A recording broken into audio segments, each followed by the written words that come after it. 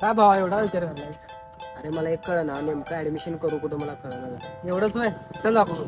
मला आयटीआयला कणी ऍडमिशन घ्यायचं होतं, खरं नेमकं कुठल्या ठिकाणी घ्यायचं हे कळत नव्हतं. तेवढ्यात विकीनं मला कणी इथं डीकेटी मध्ये आणला बघा. बाहेरनं पहिल्यावर एवढं भारी वाटलं, कधी आज जाईन असं झालं. इथं आल्या पोरं काय म्हणतात बघा.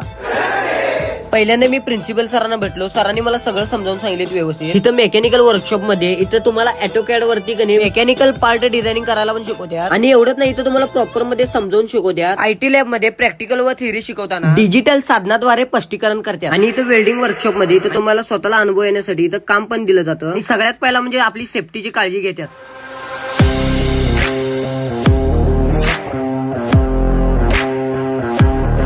त्यानंतर फिटर वर्कशॉप मध्ये आलो.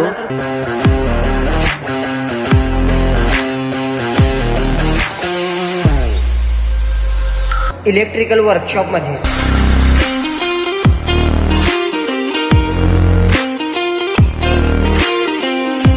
हाय का नाही भारी. तर या लवकर आणि ऍडमिशन करा तुम्ही पण. ऍडमिशन करायचं तर अजून माहितीसाठी या नंबरशी संपर्क साधा.